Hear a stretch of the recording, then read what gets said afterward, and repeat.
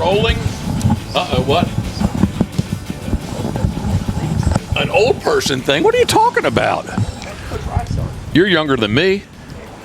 All right, I'm going to talk amongst myself. Yeah, the stove is on. Karen is doing some rice. I'm going to wait till she gets back. She's got some rice for the pups. A couple of the pups are... she could explain it better, but gastrointestinal issues. So hopefully a little bit of white rice will help steady their, shall we say, bowel movement? I don't know. It is breezy, love. It is. Woo! Salute. And a happy Saturday to you. Saturday. It is. What is... I have... So the title of this podcast is Duck Boat Safety.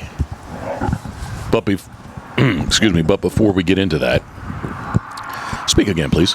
Duck boat safety? Yeah, I'm gonna back mine off a little bit. I generally talk louder than you. Generally. Oh, I got to watch my battery situation too. It was good. Can we go get it quick? If you want. You mind? No. You gonna just go AC power? Yeah, okay, it's in the box. I think I did open it up. Yes, so this podcast is duck hunting related because really it's boat safety, but I'm going to, I probably need to slow down because Karen's not going to hear what I'm saying, but it's going to be about duck boat safety. I've been in a duck boat. Trying to think how long, what year it would have been. 1989, 90, 91. I will say I wanted a TDB, the duck boat. I really need to wait for Karen. I don't think she knows some of this history, shall we say, and or just straight up information. That sounds loud. I'm going to get a quick little nugget. I guess I edited that out. Thank you, love. Thank you. Shall we start over? What happens if we plug in at the same time? Does it go? Yep, it just says that we're plugged in. I remember doing this before, and I said, hey, I wonder if it charges the battery. But no, they are rechargeables, but it's not going to recharge. Thank you, I appreciate that. Is your headset good? I think so. Is your drink good? You have not been drinking much lately. At all. No. I've had like 2 drinks in the last 2 months. Look at yourself. I can see like stuff in your neck, your veins and stuff. You're like losing weight. I'm gaining. I'm gaining what you're No, losing. you're not. I think I am. Nah. I'm definitely not losing. Really? I don't think so. I'm surprised. I haven't weighed myself in quite a while. I'm going to, man, this is horrible. The tangents. What would we call Cheers. it? Salute. I'll do that again with you. The program we follow. Noom. You lost 76. I lost 52. Yeah. Part of it is it's calorie counting. That's Yep. Don't take in, burn more than what you take in. Don't take in. It'll be in a calorie deficit. Yeah. Don't take in more than you can use. But part of the program is you weigh yourself each morning. Just keeps you in tune with what you're doing. Have you been weighing yourself each morning? I have not. So see, I'm not on board. Yep. And logging what you eat. 100%. That's the shocking part because I went with the bomb measurement. There's no problem with that. It's 200 calories right there. All right. I'm going to rewind. The title of this podcast, one of the titles of this podcast is Duck Boat Safety. But it really, to me, it's just about boats in general, but specifically, I'm going to tailor this to what I do and what I have done in the past and what I will continue to do in the future. When you walked inside, I was thinking, man, like the first time that I operated a duck boat, my own duck boat. Actually, it was a borrowed duck boat. It was a little 10-footer. The little 10-foot TDB was like a sneak box. A one-man boat. Rip Pool, who let me pull he was from Rip Poole from Street, Maryland. Rip Poole. Rip. R-I-P P-O-O-L-E. I have his number in my phone still. We was with somebody not the other day, but within the past couple of months, his name came up, and I was like, hey, let's call him. Like he left Harford County, Maryland, moved to Costa Rica. Then I heard he was back, and then anyway, I tried calling him, and nothing really happens when you dial his number. But Rip Poole from Street, Maryland. That's up in Harford County. A little bit of Deer Creek actually ran through his property. Oh, love. So, not Eden Mill. Is it Eden Mill? The nature reserve. Is that where we went? Yeah. That's Eden Mill? It has the water. But has you walk through and they had, we went there, right? Yeah, Yep. okay. Early on? One of our first dates. Okay, yeah. So Eden Mill. His farm was just north of Eden, upstream of Eden Mill. Okay. I don't know if it was really Pretty north. spot. Yeah, definitely upstream. Where am I going with this? He lent me the little 10-footer. I went to Fairmont Impoundment East.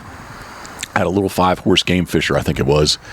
And that was the very first, quote, duck boat that I operated on my own. And since then, that planted the seed. I really, really, really, really, really wanted to get a TDB, and at a price point at the time was not in the cards, shall we say. You have to get divorced, and then all this stuff can happen. It was a different lifetime, a different lifetime. But anyway, I'll speed this up. I had a DU model. Good afternoon. I don't know his name yet. I still don't know his name. He lives up 1, 2, 3, 4 or 5 on the right. Okay. As you go up the road. Anyway, sorry. It was a Polarcraft DU version, a DU model. When I guess Polarcraft was, sponsored Ducks Unlimited. Had an 18-foot Polarcraft. That was the first. No, actually, that was the second duck boat. The first was just a straight up a 16-foot Polarcraft. Then I moved up to the 18-foot. When we got down here, North Bay Marine on 54, they had it sitting out. Some of the parts and pieces were missing. Remember, I got some kind of, quote, good deal on it.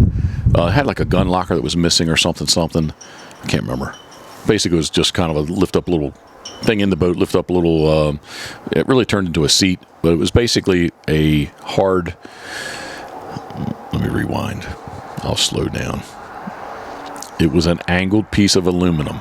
Very big, probably went up, 24 inches by 24 inches, 48 inches long, and basically was hinged. You open it up, you put your guns inside, or just lay them in there, not really inside anything because it was open on the ends. Flip that thing back up, so now your guns are safe. Nothing's going to hit them. Somebody can sit on that, whatever, dog can be on it. And where am I going with this? I don't know.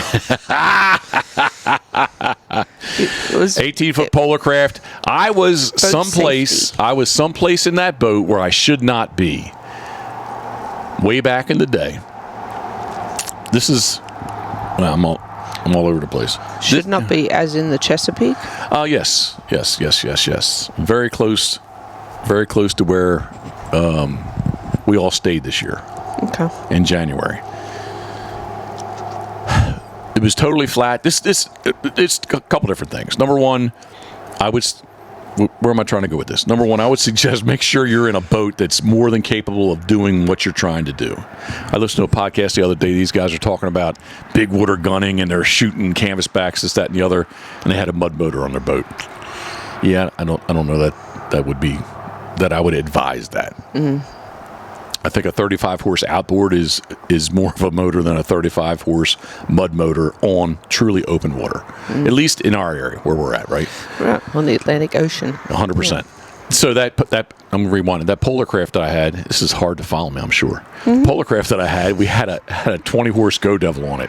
I would have been much better off to have a 20-horse outboard, straight up outboard, to be trying to shoot canvasbacks where I'm going to circle it back through to circle canvasbacks that I was trying to do that day. Man, we had a little bit of south breeze. The water was totally flat, and I knew it was forecast to come out of the northwest. We could see this line coming across the bay. Boom! All of a sudden, the wind changed up. It's northwest interface at 20, 25 knots.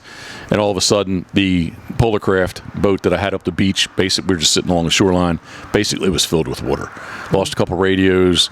It actually did break a bracket on the Go Devil, on and on and on, on and on and on. But anyway, as soon as I got home out of that situation, I did call Rip Pool and place the order for the 17 TDB. So it put me in a boat that was more than capable of, I was not guiding yet, but it was more than capable of doing what I wanted to do. And I guess a couple things. Again, I would stress strongly to make sure you're in a boat that's more than capable of doing what you're trying to do that day, even in the most, kind of extreme situation, right? Weather changes quick. 100%. Secondly, well, 1 and 1A. I don't think you can own a lot of duck boats. I don't think there's one boat that does everything. I think if all the different ways, regionally, there's lots of different ways people, guys, gals, target ducks, and I don't think there's one boat that you can do everything out of. I don't think so. I think you need to, if you want to be able to do, take advantage of all your private land, public land in your area, I think you need a couple different versions of a duck boat. But that said, did go home, called Rip, said, man, because I've been talking to him for a couple seasons. I know I'd seen him at boat shows. The seed was planted, but this situation that I experienced, definitely, I'm not going to experience this again. I want to go to these different places, and I'm going to have a boat that's going to be more than capable of doing that. So it's safe. Yeah, and since then, I've just kind of gotten bigger and better as we have, as we have moved along. So I guess that's the first part of my duck boat safety. Please make sure that you are in. I have no notes. I should probably have like an outline. It's like doing it on the fly. Well, just speak. But you started guiding in the Chesapeake, and then you switched over to the Atlantic. So again, you were talking about different boats to be able to do it all. You needed a more seaworthy boat. 100%. 100%. More seaworthy and, honestly, more comfortable for the service that I'm providing. Yes. We are, if you hear some wind, it is possibly blowing a gale. We are in the outdoor studio today just because I love sitting out here, especially since the weather has kind of turned. If you're watching on YouTube, yes, I do have a flannel shirt on. Yeah. And why are we still wearing fall colors? I thought we had this discussion yesterday. I should be wearing blue. Yes. Well, blue's hanging in the closet. This was close and available. The sun, if I was on that side, the sun is very warm, and I would not need that. But feels good. Yeah. Besides, I have just one of my old ratty T-shirts on. So this is more of a smock. How about that? Okay.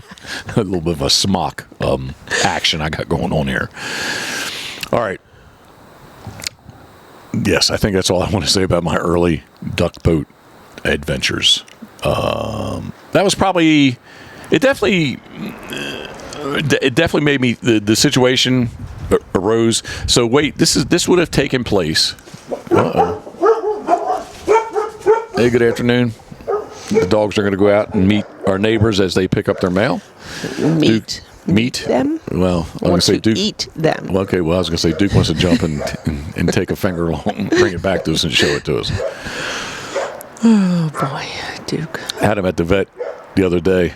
He's 9 and years, half. 9 years and 7 months. Wow, kind of crazy. All right. Good afternoon. Where am I? It's just simply too many distractions out here for us. Maybe the outdoor studio. Maybe the outdoor studio is not a good idea. Possibly. Oh gosh. But this is what I wanted. All right. Okay. So I'm going to be serious now. I can hear the wind. Yeah. Actually, it feels good. Have you noticed the pollen's up? Oh my gosh, yeah. Yep. Man, it's kind of. On the black cars, you can really see it. I noticed it right. I don't want to touch the screen, but even the screen right already. Here. Well, yeah, we've had the house open too, And when between that and then cutting the grass today, I think, I feel that was really, nice. Yeah, don't do that. No, I'm not really. All right. All right, I'm really feeling it. All right. So over the years, I have had the opportunity to hunt with the old D3 TV, Ducks, Dogs, and Decoys, as well as Migration Nation. Just those two opportunities to experience many other Most, I would say 80 to 90% were guides, and some, the rest would have been just people that were taking us. So, fun hunting, if you will. They were not guiding, very passionate about waterfowl hunting, but not guiding. But I definitely learned a lot along the way. And one of the things that I incorporated, okay, let me rewind, because this is where I was going for the dogs. Back when I had my Polarcraft incident, it would have been in 1998. Cell phones and cell phone service, not like it is today. So definitely, that's cell coverage, cell phones. The technology has definitely improved, Yeah, gotten better, yeah. gotten better since 1990 when I had that first experience. Side note: I did have one of the first C-Class 17 TDBs.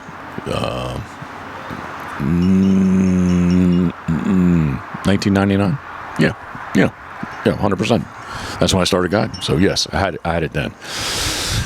What was it? 98. Maybe it was 98. Had it a year, and then the 99 is when I got it. Yeah, that's what I'm going to say. 98 into 99. Okay. But yeah, so going different places with different people. Actually, I learned some things that this is definitely something I don't want to do. Like, I can't believe they just did this kind of thing. But at the same time, I picked up a lot of good things. So obviously, duck boat safety. You're going to have your life jackets. You're going to have your throw cushions. That's just general. It could be 102 degrees out on August 2nd. You're going to need all that kind of stuff, right? Mm-hmm. But each morning, okay, my Pelican case these days is, I used to say, have this nice bright orange Pelican case on the shelf. My Pelican case these days is very, very faded.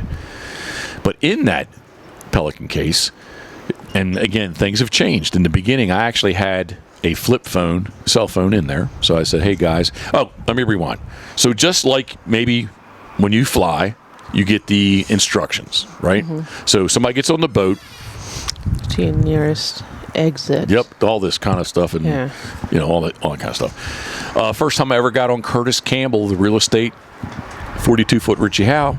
Curtis says, "Hey man, my ditch bag is under this seat. There's the lifeboat's here. Like, just so you know, right?" Yep. And that's that kind of thing. So each morning, in the dark at the ramp before I leave, I kind of go through my little spiel. And these days, I have again, I had a flip phone in this orange Pelican case. Mm-hmm. But in this current day, I say, hey, I know you all have your cell phones on you.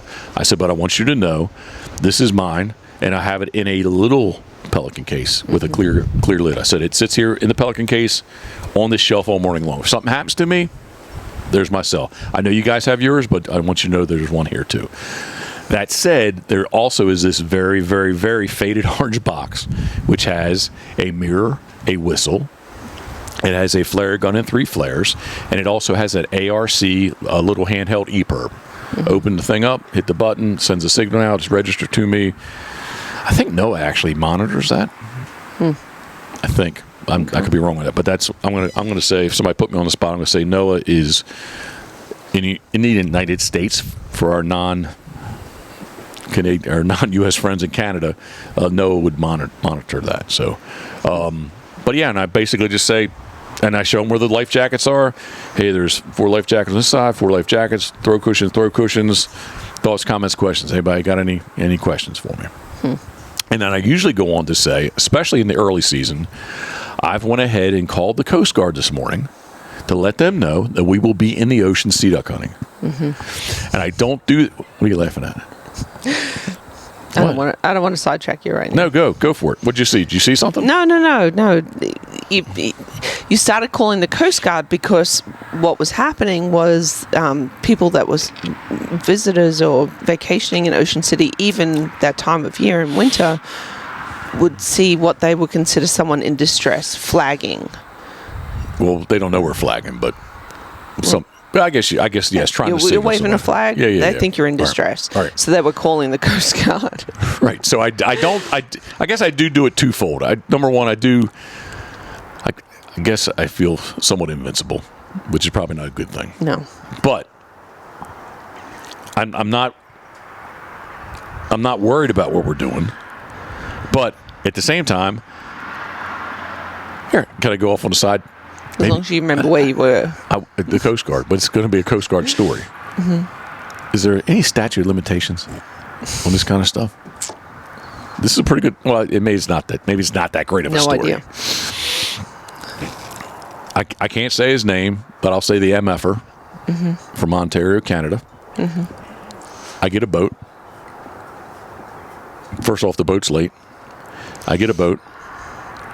I don't have the boat. I don't have anything. I have no paperwork.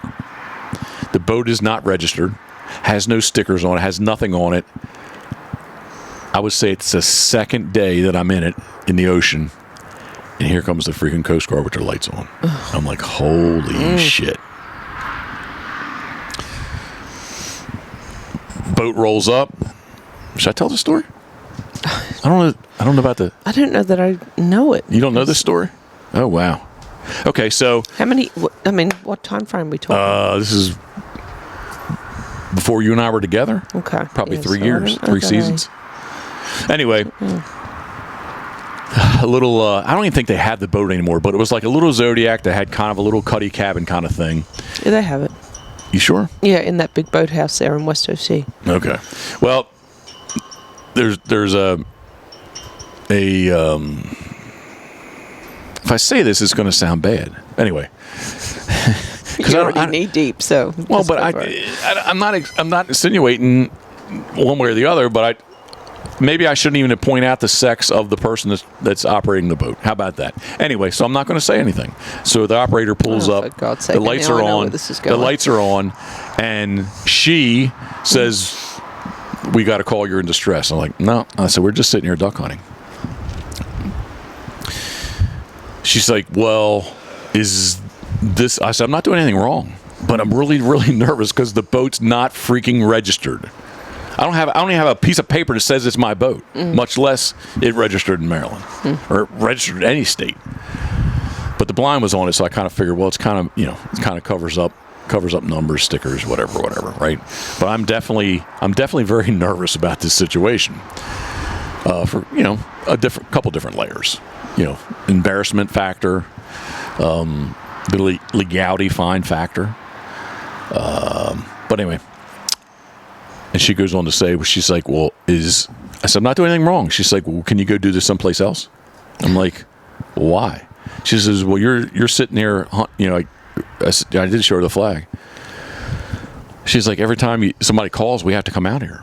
She says, Can't you go someplace else and do this? Can you go down there where nobody can see you?" I'm like, "Yeah, but this is where I want to do this." I said, "I'm not doing anything wrong." We kind of went back and forth on that. I'm trying to be very nice. I am being very nice. Not trying, I am. And I said, "Look," I said, "so me waving the flag is like if we were goose hunting, you'd be blowing a goose call. You wave flags at but that was I remember this specifically." And she fires back at me, "Well, I hunt and I understand that." I was like, "Okay, then why are you giving me grief?" And she's like, "Well, I'm just telling you, every time it was a Saturday. Every time this happens, we're going to have to come out here." I was like, "Okay, so what are we going to do?" She's like, "Well, I guess you're going to sit here and do this." And it was, a couple other people with her, but she was the one that kind of seemed to be in charge. So that's my story. That was Saturday. Sunday, I went in to the station. Had to get buzzed in and go in and start talking. And they're like, young guys are there, like, "Hey, man, every time somebody calls, we're going to have to come out there." Again, I'm just doing my thing. I'm not trying to cause problems, but I said, I don't want to cause problems for you guys either. Like, is there, can I give you I have my cell, and again, cell phones now are much better than what they were in 97, 98, whatever it was. And he's like, "No," he's like, "Yeah, every time it happens, we got to go out there." So they kind of dismissed me, and an older fella came around the corner. He's like, I got you, man." He said, they're telling you what's right, but here, he took an index card. "What's your name? What kind of a boat are you in? And your cell." I said, "Yeah, my cell's always on." He's like, "All right." So that was, he's like, "They're correct, but at the same time, we'll have your number." So after that, I started calling each morning, just saying, "Hey, like I'm Jeff Coates." You know, and I feel bad because they're asleep. They're in there 24 hours a day, but they're asleep. Their phone rings, 20 times before somebody answers, and you can tell, like, I woke them up. Like, they sound asleep. Oh, no offense, but I woke them up. Sure. Right? Which I understand. And some of them say, "Oh yeah, hey, like, yeah, we know. Yep, okay, cool." And I say, "You guys got my number? Yep, we got your number." On and on and on. And just like this year, the first week I started, "Hey, it's sea duck season again. I'm going to be out there." The November split, a couple times I called, and then I stopped calling. I'm going to rewind this that I generally tell people, if I do call, "Hey, I called this morning, and the Coast Guard knows we're going to be out here too." And we're not going out far, but they know we're out here. Within 3 miles. Or, yeah, something like that. This year, I'm looking at our Maryland flag. It's still that old Maryland flag. It's just shredded. It's not shredded. It's just missing about a third of it. Mm-hmm. Okay, so this year on New Year's morning. Oh, so let's rewind. Early this season on a OC Locals page, somebody zoomed in an extremely heavily pixelated picture of us out there sea duck hunting, right? Mm-hmm. And there was like this whole line of like the most funny. Yeah, go ahead. What? Oh, it was funny. I'm just acknowledging it was it was on Facebook, right? Yeah, like OC Locals or something, yeah. Right? And the comment I remember the most is that somebody thought it was a sub that Ocean City is not that far from Washington D.C. and possibly missiles could be launched could like be this. Some terrorist. Terrorists. This is somebody should have called somebody and somebody and somebody and somebody, and then a few people that I know kind of started baiting them. Yeah, started baiting them and kind of messing with them a little bit. That was funny. And then some people say, well, they could be duck hunting. Yeah. It's almost like the OC Locals when. Here's another thing. I don't. Where am I going with this? I don't want to say that we pollute, and I do try to do my best. I don't throw things into the ocean. But when you're sitting in the boat and you're shooting, guess what? Hulls and wads go into the water. And somebody will show a 12-gauge hull on the beach, and they'll say, "Who's shooting a rifle in the ocean?" And then people coming by and say, "It's not a rifle, it's a shotgun." This morning we were walking the beach, and we heard people shooting rifles out in the ocean, kind of thing. So anyway, it's people that do not hunt. Right. And again, I do kind of, even when we don't run the dogs on the beach as much anymore as what we used to, but like we would find a hull or a wad and we pick it up. Yeah, we do. Just like with the poop, right? Yeah, I'm not poop kicking picker. Sand over my dog's poop. It all gets picked up. All right, so yes, New Year's Day. So we're sitting there, not much wind, and I don't know. We weren't that well. Again, whether the breeze was or there was no breeze, I can't remember. But all of a sudden, we're hearing sirens, and you never hear it. You never hear fire. Generally, typically during the season, you don't hear those kind of things. And look back, and you can see fire trucks and emergency vehicles on the boardwalk and on the beach, and that's kind of odd, but yeah, it's New Year's morning, somebody's doing something stupid, right? Well, all of a sudden, here comes not the Coast Guard, but the DNR, Maryland Department of Natural Resources, the police in Maryland, who are state police. And dude rolls up on us with his light, and he's like, hey, have you guys seen anybody out here on a raft? We're like, what? He's like, yeah, we got a report that there's somebody out here on a raft or floating around or whatever. Raft. I picked the flag. I was like, wow. I said, we are duck hunting. I said, I do wave the flag. And he was apologetic. He's like, I'm sorry, but we got a call. I was like, hey, it's cool. I'm sorry. I'm sorry too to make you do that. Yeah. He's like, no. He's like, you guys have, get back to what you're doing, have fun. And he says, I'll make sure, I'll end all this. But on their end of it, I've seen some crazy things at Wawa New Year's morning, from guns and guys punching women and guys trying to be the good savior coming in between them, and then they get their asses kicked and all kinds of crazy things at Wawa. So, it's New Year's, New Year's Eve, New Year's Day, and I can understand them, taking it seriously. Being reactive, yeah. But so anyway, where I'm trying to go with this is that, yes, I did not call the Coast Guard that morning. Yes? Do you should you call the DNR as well as the Coast Guard? Coast Guard's the one that's going to respond. Yeah, Coast Guard's always the one that gets the call. Yeah. Always. Well, except that in this case, somehow the DNR got called. Got the. So I think what it covering. Is, it goes. Somebody's calling 911, and what's your emergency? And they say ocean, Coast Guard. Yeah. I think that's kind of how it. I think that's how it goes. Or I'm saying that's how it goes. But anyway, we appreciate what these people do. Oh, 100%. And again, like I felt bad. And I've had it happen in between my very first incident and New Year's. This sometimes they bring the 47-footer out, and I was like, I'm sorry, guy. Like, nah. We're not doing anything else anyways. They do a lot of training there too. Yeah, we'll come out. Yeah, it's a good boat ride. Blah blah blah. I have had times where they actually do call and say, "Is that you out there?" Yes, that is me. And they were like, "What street are you on?" And I tell them, and we 30, 40 streets north of where we're at, we had a pontoon. We had somebody call and say a pontoon boat has capsized. I was like, well, I do know somebody else is out here sea duck hunting. So I said, I'm going to guess it's them. I said, but no, that's not us 100%. So anyway, I'm a nice guy. I'm putting you on the spot. Always. Okay. So I do try to smile, try to be happy, and try to, maybe I shouldn't ask. What? Between you and my mother, what do you say? Be Switzerland. Oh, yeah. Well, you're trying to be considerate. 100%. I'm just trying to do my thing. But God forbid you actually do need their help one day, and that they, do call or do run out, and they're there to assist. I've never. Again, the only time that I do feel a sense of man, I wasted their time. Yeah. Right? That's the unfortunate. But the only time that I really was sweating was the very first time. And I was sitting there in that boat and it's not registered and fuck. Yeah.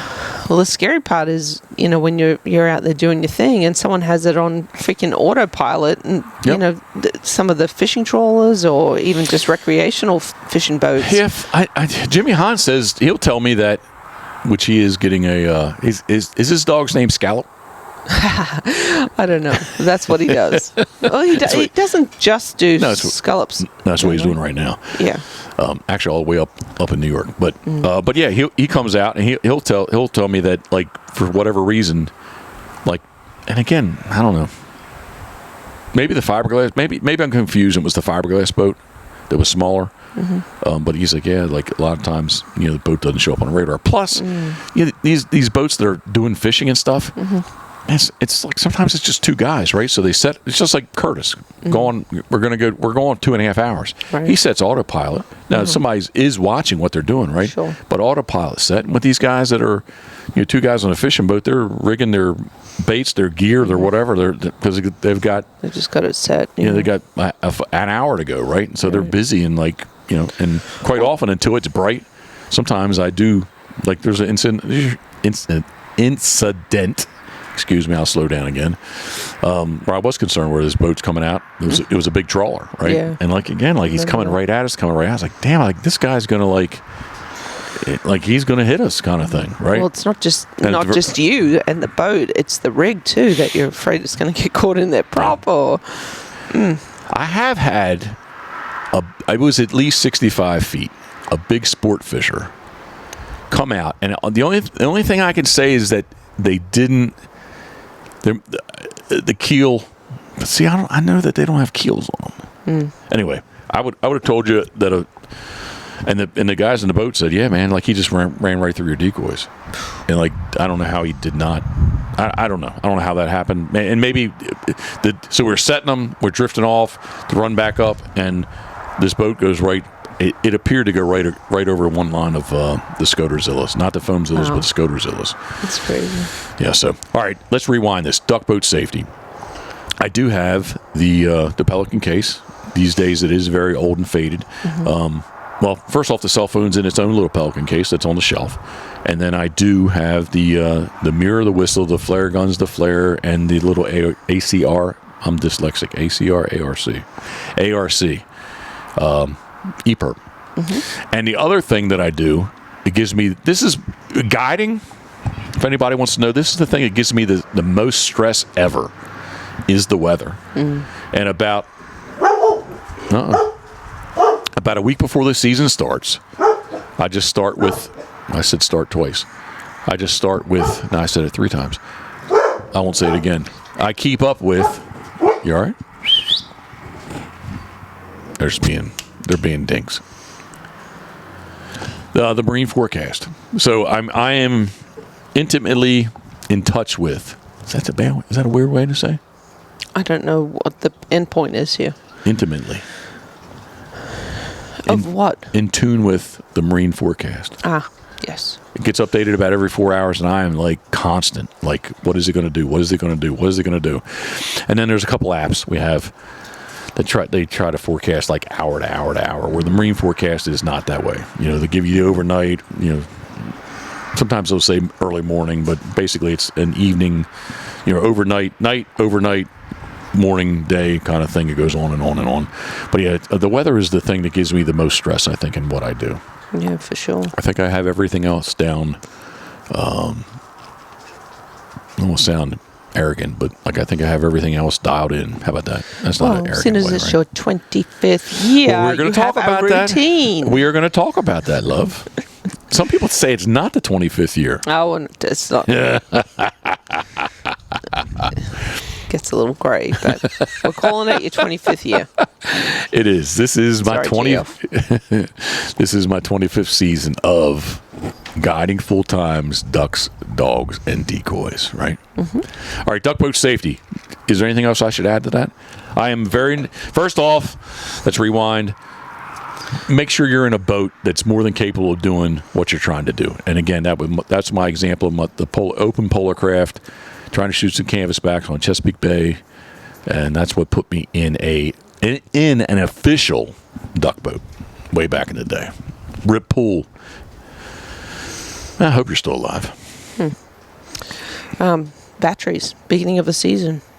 Yep. So batteries. Well, it's just. I think it goes back into boat maintenance, right? Yeah. So yeah, definitely. But pre-season, I used to do a lot of the motor maintenance myself, and now what do? Yep. Just take it to the experts. Send it on down to Thorns. Authorized. Let them do their thing on the Suzuki. Suzuki's knock on this block of wood right here. Is this Scoter's piece of wood? I thought about it today when she was 10 weeks old, and because it used to be much bigger. But now I'm going to knock on this piece of wood. We need to do something with this. That was Scoter's. Yeah. And she was a if you're watching on YouTube, hey, let me say this. This is, if you do not know, good segue, love. Thank you. This is the Pitboss Podcast, brought to you by our very good friends at Molly's Place Sporting Goods. Fuel your adventure at mymollys.com. MYMOLLYS.com. And if you get on Instagram right now, this still should be good. Time-wise, it still should be good. They just kicked off their, I guess, renewed little program, Follow Us Fridays. Really? It's a really nice. My phone is dead. Oh. It's dead. Really? Yeah.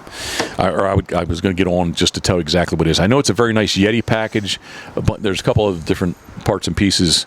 That this charger doesn't plug into it? No, that's the that's the MacBook charger. It doesn't. Sorry. I tried it though, but it's a different charger. Yep. mymollys.com. Get on Instagram, Molly's Place Sporting Goods, and follow. I think you have to tag 3 friends, and you are in the running for. It's a pretty nice giveaway. So, Molly's Place Sporting Goods, fuel your adventure at mymollys.com. MYMOLLYS.com. Follow me Fridays. That's what it's called. Follow us. Follow us. Friday. Not us. Us, as in Molly's. Molly's. Right? Yeah. That's cool. All right. Next up is Crabs to Go. Crabstogo.com. We need to get some seafood. Well. Yes, speak, please. Someone who might be coming to pick up a beautiful little pup this week from Ohio, Mr. George. Yep. He's getting his grandson. Yep, they want to fill up on seafood. Yeah. I'm going to go off on a little tangent because I did a podcast the other night, the Punisher Waterfowl podcast, and they kind of referenced me as like, this is what I always say, that everything's relative. And I truly do. I don't want to be like the old guy, but maybe like when I was 30, I didn't understand it. But in this time frame, I totally understand. Everything is relative, and what we take for granted, just like Jimmy Hahn's out on the ocean right now, getting the most beautiful scallops that he can. Mm-hmm. Somebody from Ohio, the definition of fresh seafood in Ohio is not the same definition of fresh seafood in Maryland, right? Correct. Yeah, so everything is relative, but yes, George Starkey's he's picking up blue. If you've been following along, a nice black male cane, Kayne. Mm-hmm. So one of the big boys. He is a big boy. He's got some big old feet. Yeah. There they go again. Yeah, I'm pretty excited. Yes. So to rewind, crabs2go.com. Crabs to go is easily found, and I'm really kind of Geoff and Judy are coming down. He just said today he was going to bring us some mussel. Because when I go in there, their mussels, it says PEI, so I always take a picture and I always text it. But hopefully, Jeff says it's not a problem to get them here. I said if it is, don't worry about it. But he's going to bring us some mussel. Not that we would not get them from Crabs to Go, but Jeff's bringing them. Yep. Bringing them right along with him from Prince Edward Island, Canada. But Crabs to Go is easily found on routes. Oh, what am I saying? I want some single fried oyster. Stop. I haven't had them in a long time. So calorie friendly, but maybe worth the sacrifice. I think maybe tomorrow morning. What? Tomorrow morning, what? After I train the Scoter dog, I may swing by there real quick and visit John. Say, John. My mouth just instantly started watering. Can I tell you this? And do I care about money? Not as much as you should. Okay. It was probably before COVID. I got into this thing of as I came home from sea duck hunting, I got a pint of single fried. They're special. They were $20. I think they're, no offense to Crabs to Go, it is the market price. They're $32 now. But I'll do $32 for some single fried oysters. So $16 each. Are we splitting it halfway, or are you doing $20 and I'm doing $12? I'll let you eat as many as you want. I'll let you eat as many as you want. It is the breakfast of champions from Crabs to Go, crabs2go.com, and sadly, even though they used to ship, but post-COVID they don't ship anymore. So next up is Gunner Kennel, which we have been wearing those. I should say the pups have been wearing those things out. Yep. We leave the doors. Well, we were maybe not like the average household that just happens to have Gunner Kennels everywhere. Right. Everywhere. Because our kitchen island is not finished. So instead of having cabinets, we actually happen to have the kennels kind of sit nicely under there. Especially with Dookie. But he has his special one where you just say say Gunner. You say kennel and he runs and gets in his and you close the door. But the pups have just been going in and out freely. So they love him. I don't think they're going to act exactly the same once we start closing the door. Mm-hmm. But anyway, GunnerKennels.com. Excuse me, Gunner. I think GunnerKennels.com works. But Gunner.com, it is man's best kennel. We love them. We got the T350 outfitted with them, and we got them all here inside. Plus, on Monday we're going to take 9 little black ones to the vet. Actually, and the mama is going to go with us too, right? Yep. So we need appointment. So they will be traveling into Gunner Kennels. Ooh, a little breezy. I just saw the mulch all go up. They will be traveling into Gunner Kennels to get them to the vet. So man's best kennel. Did I say it correctly? Man's best kennel. I'll slow down. Okay. If you want someone's attention, whisper. Really? Yes. Did you remember the commercial? All right. No. I think it was like a cologne or a perfume. Well, I might try that on you next time. If you want someone's attention, whisper. Okay. It is man's best kennel. Gunner.com. It is the best. Yep. Up next is punishing. We talked about it. This is actually very fitting for the duck boat safety because punishing docks and rocks, Steve Hoover, it's duck boats. Duckwaterboats.com. Mm-hmm. Duckwaterboats.com. I heard a rumor that there's going to be another new duckwater boats here locally. Mm. Well, it is a great boat, so can't blame anyone for wanting one. Hopefully, I kind of just keep dreaming that one day we'll get to be the flounder boat again, but I don't know if it's going to happen again this year. I'm not pointing out there. I'm pointing to you because I agree with you. Because I saw Scott Lennox yesterday in Food Line, and we didn't talk really about fishing. We're talking about my back, and he talked about the puppies. But I thought the same thing. I'm like, fuck, are we ever going to go fishing again? I know. Yeah. Miss it. We did catch some very nice flounder from the world's largest duck boat, and we are in the Ocean 32. Steve Hoover does an awesome job with that boat. I think he's very busy these days, too. He's pumping them out. Yep, good for him. Trying to, yeah. So very busy. Very, very busy. Punishing Docks and Rocks, duckwaterboats.com. Thank you, Steve Hoover. Up next, Live Loud. It is Turtle Box, which I have been taking. I get this notice on my phone. Let me make sure I'm not jumping ahead of myself. I have said Turtle Box, right? Okay. I get this notice on my phone when I'm sitting there carving that it says like something about my volume has been too loud too long. Like it's a warning. But it's got to be loud. Right? Because there's all that machinery running. And you want to live loud. Oh, well, of course. Yeah, but don't worry about your hearing. Love. It's just so loud in there anyway. It doesn't really. I mean, there's all kinds of noises going on, but I do get that notice quite a bit. We love. I don't know if you do. I'll say we, but I definitely do love Turtle Box. Turtle Box audio.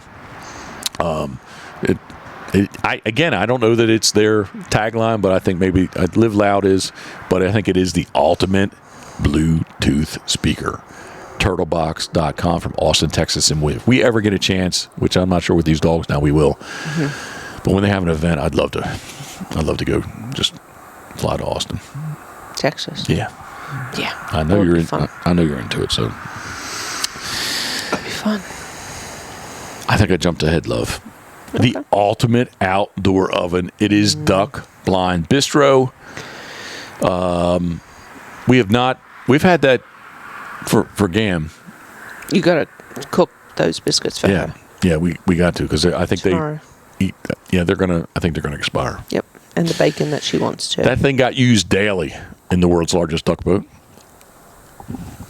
Yeah, it did. And it is the ultimate outdoor oven. Works great. Check them out. I believe still because I am dyslexic, and I'm drinking some Crown Royal Black. Is that your first? Like it's 1.5. Okay. I didn't. Yeah, 1.5. Okay. You did not drink yet because you chipped everybody. We microchipped some of the pups. Chipped a couple of them. Yep. Yeah, well, I poured them. Okay. After we chipped them. You were doing the chipping, love. We're not drinking alcohol and chipping puppies. No, you said that. You said you couldn't partake until they were chipped. Yeah. Okay. You're the responsible one. In this case, I could be called the bad influence. But generally, typically, you are the bad influence. Well, yes, thank you. We were using a rawhide as a dipping stick. Some canned dog food. Yep. Dunked it in some canned puppy food. Woo, woo, woo. I'm sorry about that. Sounds like some mixing board. Dunked it in some puppy wet food, and they chomped on that while we microchipped, and it all went well. I was worried. All right. Yes, it did go very well. Duckblindbistro.com. John Paul and Jay are going to be up for the end of the October split of my 25th season. We're going to talk more about that. Yeah. All right. Lastly, and not... Excuse me now? So proud of you. Well, thank you. I appreciate that. I'm glad somebody's proud of me. I just don't know how my life got like this.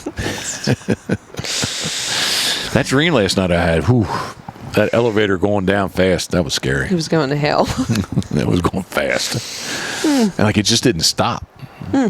You said that falling feeling. Yeah, and the railing was big enough, I felt like I could hook my, because I was like, it's going so fast, like I'm kind of like zero gravity. So weird. Yeah. It's so weird. We're not going there. It is Dirty Duck Coffee's Pitboss Duck Boat Dark. DirtyDuckCoffee.com. They have, you know what? If your coffee sucks, it ain't a duck. Is that the new tag? No, that not doing. I think I just never say that. Oh, okay. If the coffee sucks, it ain't the duck. It ain't the duck. You didn't know that, love? No. Come on. What, you just made it up, though? No, I didn't make it up. That's above my brain power. Well, who uses that? Dirty Duck Coffee uses Really? that, yeah. I haven't seen that. Oh, my Lanta. No, well, you're the social media guru, so. I thought you followed along on Instagram I pretty do, well. but I'm not on there 24/7 like you. I'm not on there 24/7. Be shit. Nope. I don't even think I get the alarm anymore Alarm of what? of how long I've been on there. I don't. Really? I don't have time. You don't have time to have an alarm to say you've been on social media. I don't spend that much time because I don't have the time. Oh, you've been busy. I've been very busy. Okay, yes. Life Right. has been insane. I'm going to rewind. DirtyDuckCoffee.com. Check them out. It is Pitboss Duck Boat Dark, along with all the other awesome flavors they have. They just broke out the K-Cups again. Not with the Duck Boat Dark, but many of the other ones. French roast is a strong second for us, as well as not a daily drinker. Somebody was here last Saturday, right? Yep, stopped in looking at the pups. Yep. We're talking about they got some. I guess they got some from Molly's. Well, they wanted to, but they didn't have the K-Cups in your coffee, so they didn't get it. That is right. But they wanted the K-Cups in. Correct. You're correct. The Pitboss. Right. And then I sold them about the cinnamon teal. Yeah, because it's good. It is good, yeah. We need to get some. We don't have any cinnamon teal. I would enjoy. All right. That's on my list. On my list to do. All right. So once again, we want to thank all of our partners who help support us in this venture of the Pitboss podcast. So, yeah, it's been fun. How much? Yes. When's the year anniversary of us doing? Man, I think it's June 4th. Wow, it's come quick. Huh? I have to go back through my notes. I'm not a big note guy, but I do have it written down in the beginning there. My book that what? So when I'm across the Pacific, will we try doing a podcast when I'm on the other side of the world? Might be fun. I can sit down at the creek inlet. All right, I think my pretzel's done. Wait a second. It'll be morning there for me. I got to take a trip back to Australia, see my mom. She has been recently moved to a care facility, but doing okay. She's going to come back to her home and stay with me while I'm there, which will be nice. That will be. While we sort through some things in the house, and I'm gonna miss my better half, and I'm gonna miss the dogs. What is that? Like, big time. I got a lot of things to say on this. Number one, COVID messed us up. We were going every 2 years. Roughly. So 2020 would have been the time we would have went back. Yeah. Okay. Secondly, things that I think about at 3 a.m. that then I can't go back to sleep. And I don't mean this is not. I don't say I'm stuttering. I don't say this in any sense to put pressure on you, but I am kind of. It is the whole scenario is bothering me. Which part of it? Well, first off, we're hardly ever apart. No. Yeah. Right. Yeah. I go away more. I'm away from you, not you away from me. Right? Yeah. If we're going to be apart, right?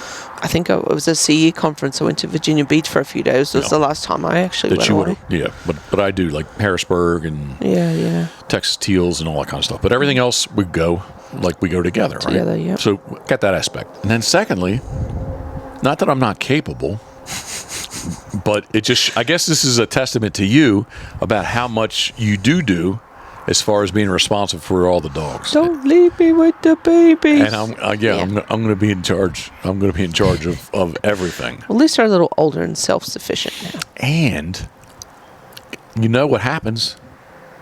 What?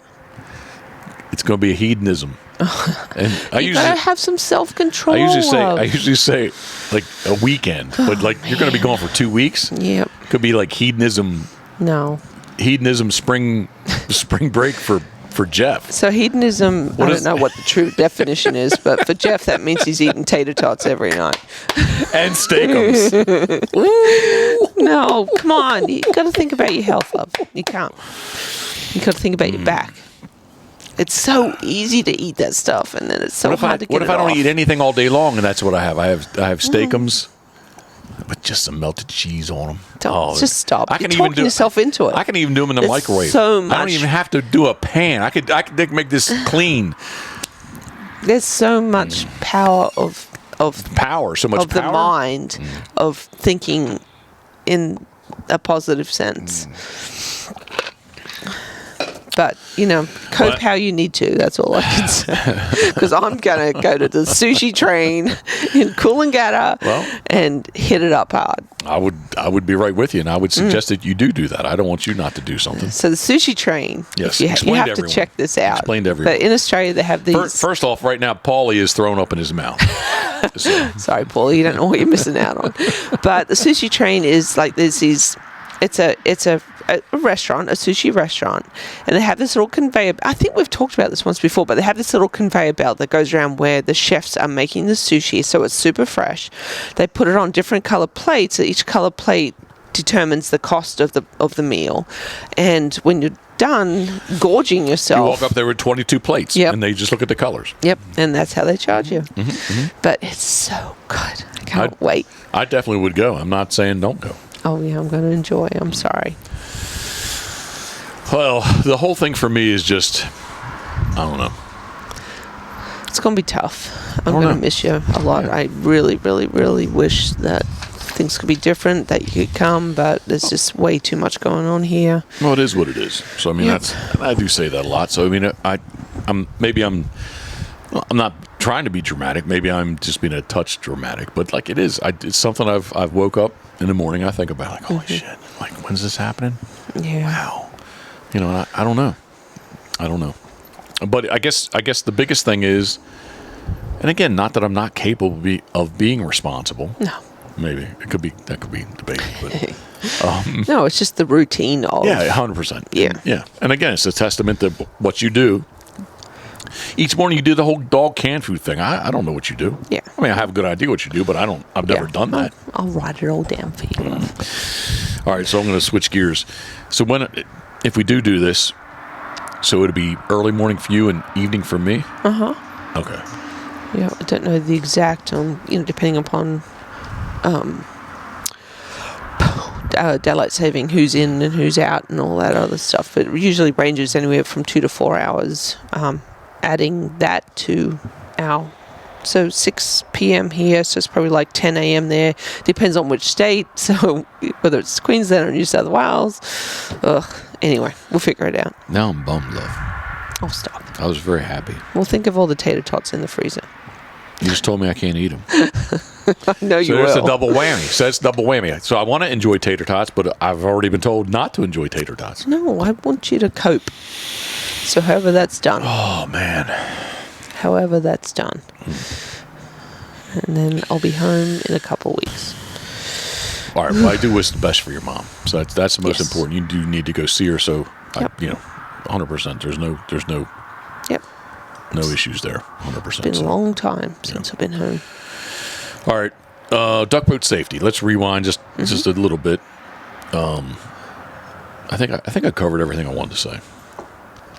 I guess lastly, not that people don't do it, and maybe it's all relative, or I take this one for granted.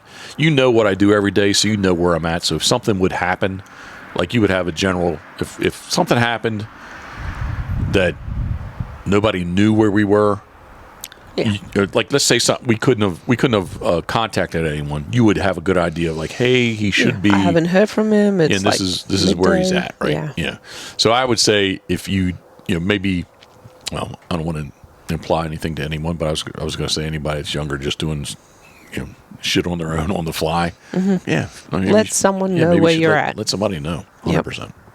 Yep. 100%. When you're leaving, when you're expected to be back. Yeah, 100%. Even before you, like somebody knew generally, well, maybe they didn't know where I was, but they knew that I was on the water. Yeah. So, anyway. All right, love. Let's just talk real quick, if we could, about the pups. 7.5 weeks or so old. Yes? Yep. Sadness is going to happen midweek this week. Sad and happy kind of thing, but I'm going to miss him. Yeah, I think you're in Like this morning, you got up and fed them, and I didn't know. Oh, at What time? I think it was like almost 3 Yeah. a.m. So somebody might ask, like, well, why, question like what just happened. I've only done 2 litters. This is the 3rd time, right? I can tell you 100% when I fed everybody, they got fed out of, maybe as they got bigger, 3 bowls, but they kind of still fed, what would you call that? The stainless steel bowls. Well, yeah, but I mean like group feeding. Yeah. You and when I am up, I do help if I know. Not trying to make myself feel better, but I do help. But you came up with this idea, which I totally agree, and I think it's a great thing, that everybody gets fed individually, so we know 100% that each puppy gets X amount of food, right? Yeah, the food is measured. We're making sure that each one is actually eating, their full serving. If they're not, it's noted.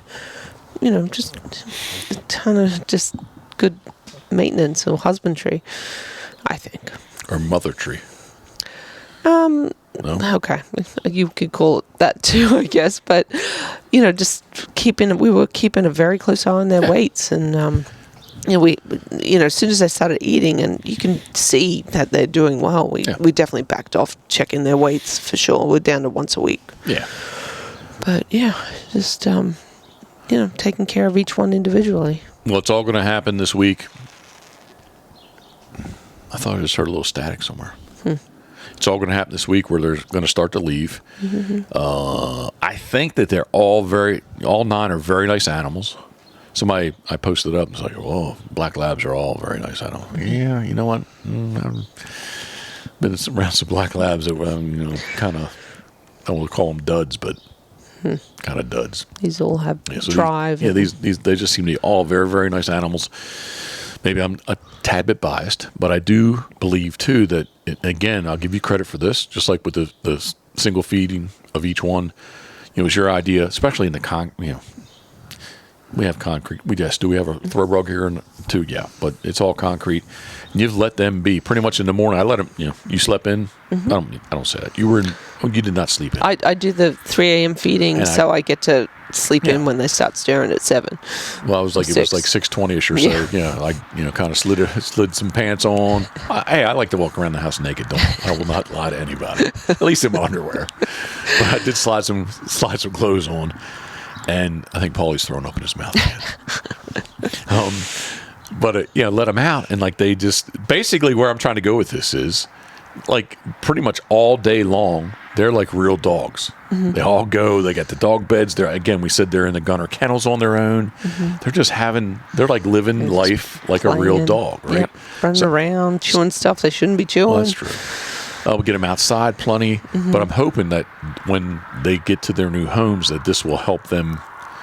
I'll say be better dogs, but be better dogs because and again, obviously we're explaining this to everyone when they pick them up, but like they have had free range pretty much of what's what. So to me, it's their confidence. Hopefully, they'll be confident pups that will adjust quickly. Yeah. Speaking of that. The one thing I noted, I think I told you this morning too, is like definitely 4, if not 5, ran over to the door. We have paper down, and they went to the door and peed. I couldn't let them out and leave inside. So somebody said, "Oh, you should let them out." Yeah, well, come and herd 9 freaking crazy little black things that are fresh out of their enclosure. From being all night long. No, I'm not doing that. So it's okay. They pee on the paper and or wherever else, and we'll clean it up. I wish it were that easy. I would love to let them out, but my gosh. No, I still maybe I'm being alarmist or whatever, but like hawks, that kind of stuff. It's still kind of like I still like. We have a lot of eagles here. I can't say we have a lot of hawks. I guess we do, but we definitely visually you can see that there's a lot of eagles. Yeah. And especially 2 weeks ago, like man, they were much smaller. Like man, like if something happened to one of these things from something in the sky, like that would just totally wig me out. But so you brought up the word confidence. I can't remember how much I've talked about this, but this morning was the first time with Scoter. She skipped yesterday just because of the rain. Yep. But this morning is the first time that instead of white stakes, and especially the middle bird, the middle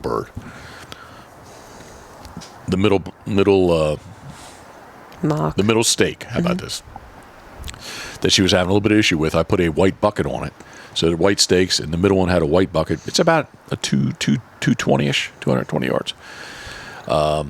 This morning went to orange. Now, of course, she watched me put them out, which in the T3, I was in the F350, so she could see me doing it. In the van, she can't see me doing it, so I expected it to be more challenging this morning, and if I knew it was going to be this easy, I would have put 2 bumpers at every one. Only put a bump. I put a white bump. I'm going to rewind. Orange stakes we were doing white stakes, long middle, had a bucket on the stake too, white bucket just to help see, and had white bumpers. So we have this morning, first time, orange stakes with white bumpers. So I as easy as she did it this morning, I think I'm just going to put orange bumpers down and see if that makes a difference, and or not let her see me put them out. Yeah. But anyway, she's doing very, very well. Her confidence is what maybe switch gears here. To me, her confidence level is very high, and I'm just super happy. Yeah, she's a nice little dog, and Scooter is, 16 months now. I was going to say 14. She was born January, and it's the 4th, so 15. Okay, 15 months. I was thinking 14. Okay, well, still, who did I talk to this afternoon? Oh, Fred West. Actually, it was mid morning. I told him, I said, man, I kind of feel bad. I feel like I'm a little bit behind just because of duck season. He's like, oh, it's duck season, blah, blah, blah. I said, yeah, well, like October, November, December, January, there's 4 months that she could have been doing this, that she would have been, so instead of 14, 15, she would have been in, 10 months old, right? Like, so I just feel, not that she's really that far behind, but a couple months, which, and maybe, there's some weather days in there and stuff. But anyway, I just, duck season, I'm going to admit, I didn't do anything with her just because of my schedule. And your back was really bothering you then too. Well, yeah, I do really feel fortunate that whatever has taken place, that I was telling Scott Lennox again. He's like, oh man, I saw some of your videos, like he kind of mimicked like how I was walking. I'm like, fuck yeah. It's about surgery. I was like, told him it's not going to be a thing that happens. He's like, yeah, man. Well, he says, I have a friend that has back surgery. He said, you might, like, his analogy was once you have lower back surgery, he's like, just put a zipper in it, because guess what? You're going back in again. You're going back again. He's like, it's not like a one and done. So anyway, I was like, so this new medicine, it's really helping. And I did say, I'm sitting there, so I'm checking out in the food line, doing self checkout, which I think some people are cussing, because I was talking to Scott instead of checking out. I said, yeah, carrying a belly doesn't help. So anyway.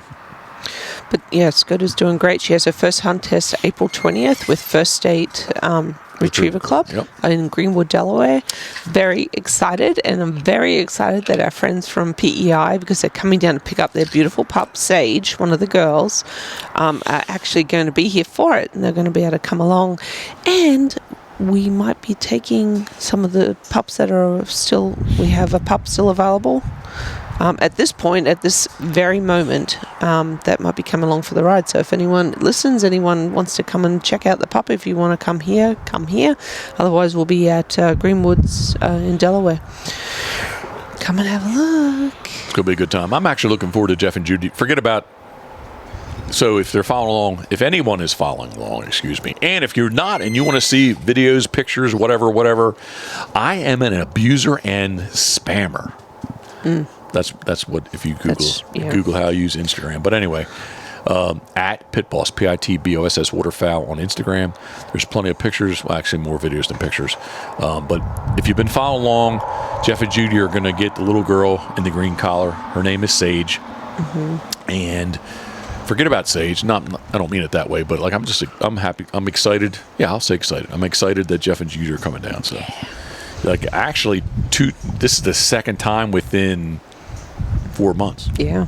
So. Yeah, long drive for them, but grateful that they can make the trip down to pick her up. Yeah, I can't wait. It'll be fun. This is going to be a fun week for us. Well, sad but fun. Yeah.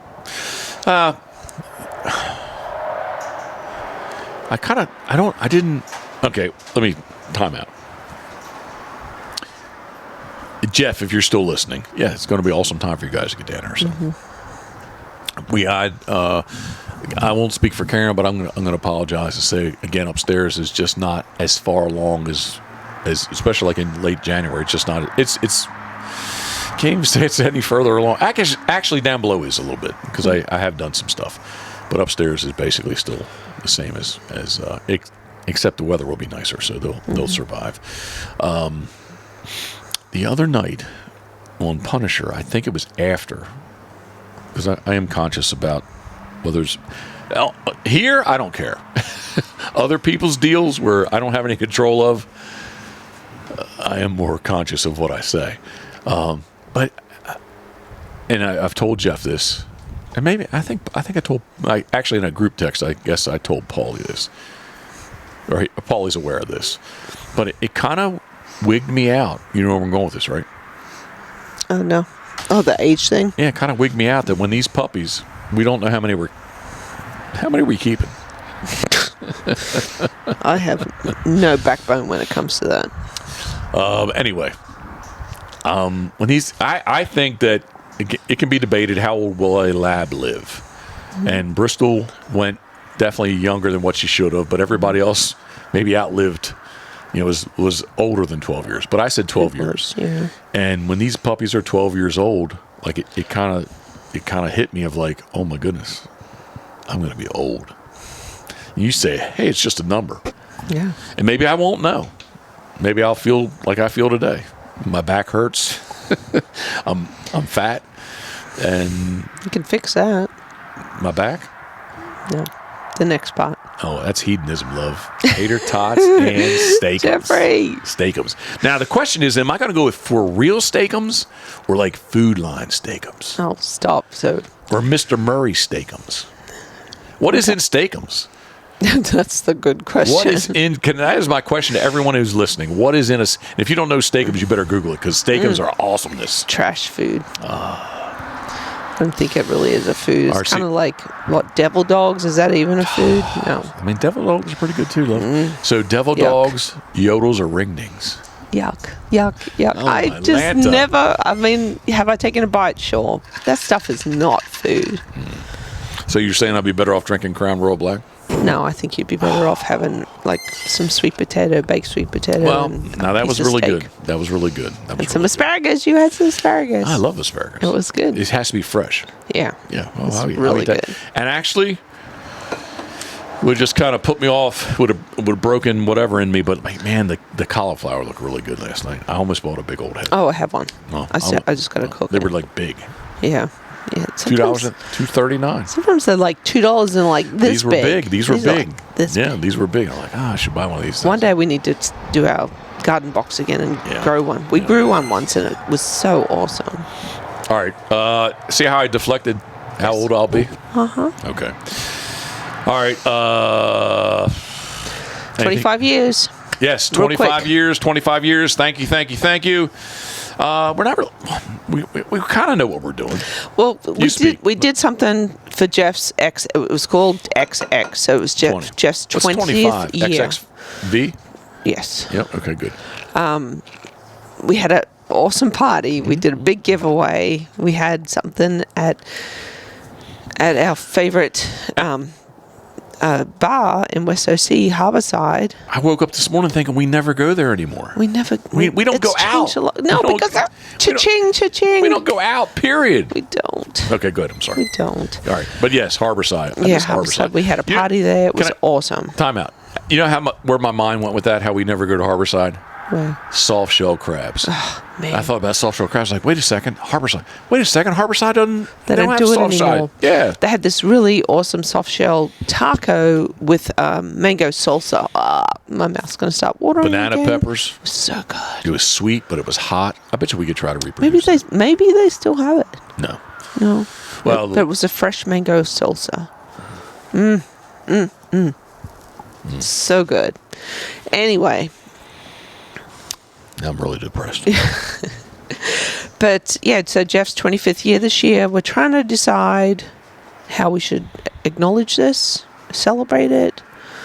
I think it's awesome that someone has been doing what he's done for 25 years. I know there's a couple other fellas out there that, have been doing it as long, or I'm thinking of Bill Saunders. How long has he been doing it? I think this was at the same time. This is 25 years for him, 1999. There's probably Bill others. Saunders is 25 years, and he says he started in 1999. So we're sticking with a Geoff. What is Duke doing? He's over there doing circles. Is he trying to find a bed? Yeah, he was doing his nose thing. Oh, buddy. All right, we're almost done, buddy. Because he knows it's dinner time. On concrete with a little bit of mulch on it. Oh, buddy. He cold. He doesn't like the cold. He's a dum-dum. So, anyway, 25 years. We did a T-shirt last time. I don't like the T-shirt. Okay. I don't like it. Okay. So what are we going to do this year? We have something in mind. We just got to figure out the cost. Those who may be watching on YouTube. Yeah. Something. What should we do? How about someone tell us what we should do to acknowledge and celebrate Jeff's 25th year of guiding? Well, self-servingly, I love this right here. Right? Yeah. It's a Roscoe. Yeah, I was thinking about doing 10, like we were thinking about black 10 ouncers and get them laser engraved. Yeah. Would be nice. Yeah. What do you think, Lynn? Money is what I'm thinking. As I cut the grass today, I was thinking about what are we doing? Are we going to have a party here? And if we are, like what's the kind of logistics of like, are we cooking? Are we getting somebody to cook? If we get somebody, I think we had that Fred West fella cook for us. If that's what we're going to do. That's the boil. Oh, so good. Yeah. Okay. I like that. Delicious. I like that. Fred West, simple if you're listening. And yummy. Yeah. JD. Yep. That's who it is. Yep. Okay. Anyway. All right. That's simple and easy and simple. Yep. And you can just chill out and socialize. Don't have to worry about anything. Are we going to like put a tent up or anything? I don't know. Tables, we can chairs? talk about all that later. We have to. How many people are you inviting? Find the cha-ching beforehand. Is it just open to the public? Do we do? Well, I can't discuss. No, let's talk. All right. Price per head, right? Well, I don't. As we said earlier, Jeff doesn't think much about money. Gives me an ulcer. All right. Love, we need to wrap this. I'm getting old. We need to do now what your mother always say. Kids do. Yeah, today. do it now before you get too old. Yeah. Yep. So, let's do it now. It's the truth. All right. Wrap it up, Jeffrey. Are we done? We need to be done. All right. This is the Pitboss Podcast, brought to you by our very good friends at Molly's Place Sporting Goods and Crabs to Go, Gunner Kennels, Duckwater Boats, Duck Blind Bistro, Turtle Box, and Dirty Duck Coffee. Thank you, people. Yes, thank them all. And if you ever do any kind of business with them, please mention that you heard it here on the Pitboss Podcast. Love, I love you. Thank you very much. Thank you. Life is good. Decoy orders. Jeff's accepting any orders now. He has a whole pallet of cork. Just saying. Yes, we do. And there's a quick little, got an email. Paul Waite, Delta Waterfowl. We're going to anyway, we're going to do a little special thing. He does a hunt. They're going on the Great Salt Lake. I think we're going to donate a green-winged teal to their cause. Yeah, so we're going to do that after the fact. I don't know exactly the ins and outs of where that decoy goes, but it's going to go to a Delta event somewhere. So cool. So, all right, love. I just overmodulated. All right, love. Actually, all right. If you want someone's attention, whisper. Okay. All right. I need to go because I need to feed them before I get much later. I thought you were going to say you needed to pee. No. Okay. I need to feed the puppies. All right. As always, thanks for following along on YouTube or any of the other platforms that you can listen to this audio version of the Pitboss Podcast, brought to you by our very good friends at Molly's Place Sporting Goods. As always, I'll turn it down just a little bit. As always, thinking of you, we are. Boom, boom. Salute. Cheers. Wait a minute, here we go. Salute.